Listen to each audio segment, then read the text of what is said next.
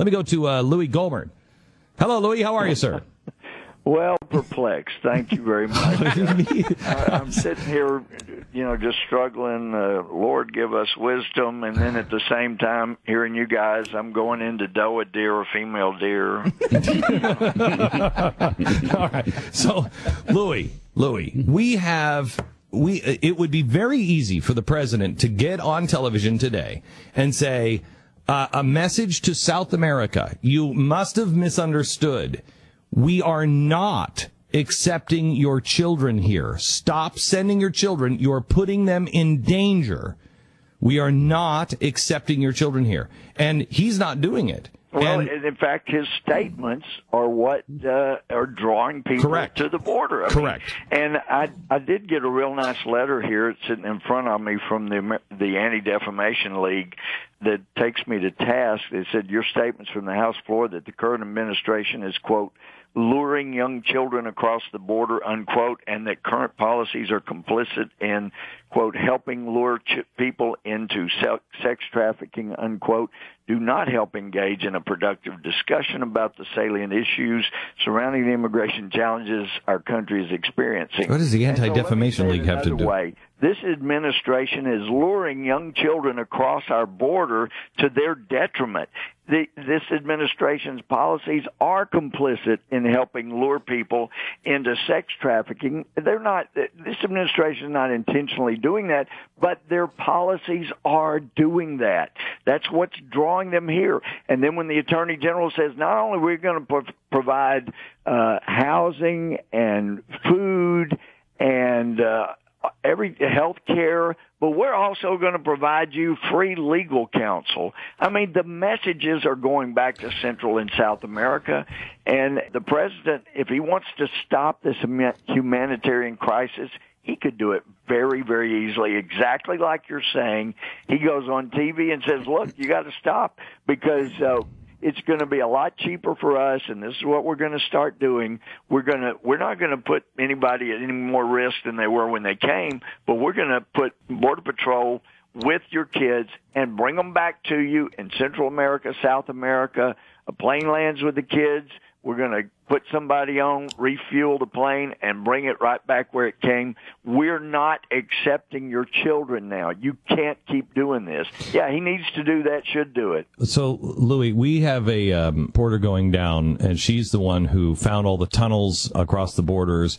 I mean, this is her beat. Mm-hmm. She's going down. We don't know if we can get any pictures of anything. They're now saying they're threatening the border guards. You take a picture, and you're fired. Yep. They are boxing the press out, showing how bad this situation really is. Keeping the Border Patrol from doing their own job I know. It is disastrous. I know. So if we run into any trouble, would you be able to escort me and our reporters down so I can expose and show exactly what they don't want people to see? Let's set it up. Okay, good. All right. Set it up. I love Louie Gohmert. I know you're the best. Yep, you're really the best. Well, right now, I was a little late getting on. I was talking to Raul Labrador. His class, he has pretty well the support of his class, more so than I would. And, I thought Jeb Hensarling was going to run for majority leader. We have got to have an alternative. I mean, for us to, as a party in Congress, to send a message that we didn't learn a blessed thing from this amazing election result. We weren't paying attention. We don't pay. We cannot say business as usual, and that's what our speaker said to the Chamber of Commerce. Apparently, don't worry, business as usual. I got a call from somebody yesterday in Congress, and they said, Glenn, it's going to be that what's the California guy's name? McCarthy. Yeah, McCarthy. They said it's going to be him because nobody else will step to the plate, and nobody else is going to be, will learn from the lesson. It's going to be a California Republican who is just as bad as Cantor. No. You look at all the results.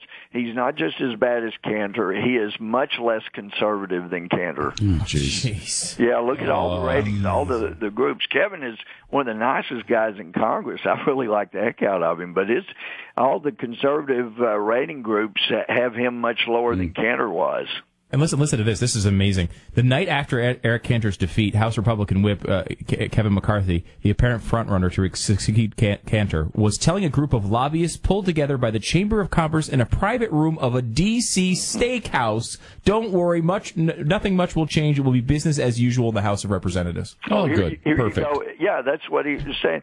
American Conservative Union, 84%, Cantor, 72% rating for McCarthy. Heritage Action, 53% for Cantor, 42% for McCarthy. 42%. Club for Growth, Cantor, 68%, McCarthy, 53%. So Louie, what can we do? What do we Because do? We have understood. Well, you know me. I'll take anybody on any time, but I've been trying to get behind somebody that has a real chance.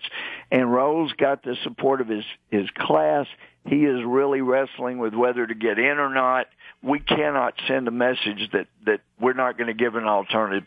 But right now what we have got to do is have the phones screaming at our speaker that you have got to give more time, that Eric's not leaving until July 31st. There is no reason to rush this election through. But I'm telling you, and Steve King and some of my friends, Scott Garrett, they say, you remember all these details of these things. Well, sometimes that's a problem. But in 2006, when John Boehner had been majority leader since January, basically, and had gotten elected, he got my vote on the second ballot, not the first one, saying, "Look, give me a trial run. If by November I'm not convinced I'm the best guy, then vote for somebody else." The night that Pelosi won the gavel, we were all just devastated, and he wasn't devastated. He was on the phone calling everybody saying, "Hey, you can't hold this against me. You got to give me 2 more years." I didn't have a full 2 years, and he convinced people while we were so devastated. I didn't support him that night, but a lot of people were committed to supporting him before they could even catch a breath. So there is a mode of operation here when others are suffering from all right, so Louie, he's tell in us there organizing to keep power. Louie, I love you. I love you. Tell us specifically what will help you. Tell me specifically. We have got to have more time. Okay, so also, who do they call? I want people to understand who do people call? Placeholder. Who do people call? The Speaker's office, that you can't just ram this through. You've got to learn something from this lesson. Okay. Give your conference time to talk about it. Don't ram through this thing. This is too important. So call the Speaker of the House. Call That's John right. Boehner's office. I can't believe these people have not learned a damn thing. And with Cochran, have you seen Cochran? We're going to play some audio here in a minute. Cochran was actually saying some crazy stuff, and the press is running to his aid going, hey. Now, this is a Republican from Mississippi, and they are rushing to his aid. They are freaked out. The establishment is freaked out. And that's why I'm running down to Mississippi, too, to help.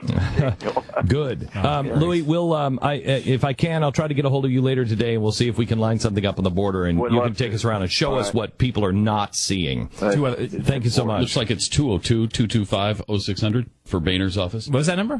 202, which is a Washington, D.C. number. 202-225-0600. 0600. 202-225-0600. That number again, so you don't forget, 202-225-0600. Call now. By the way, Raul Labrador, 92% lifetime score on Raul Freedom Labrador Works. would be a great speaker. He'd be great. Or House Majority Leader. Louie would be great, but if he doesn't want to, if he doesn't think it's going to work that way, Raul Labrador would be great. Yeah.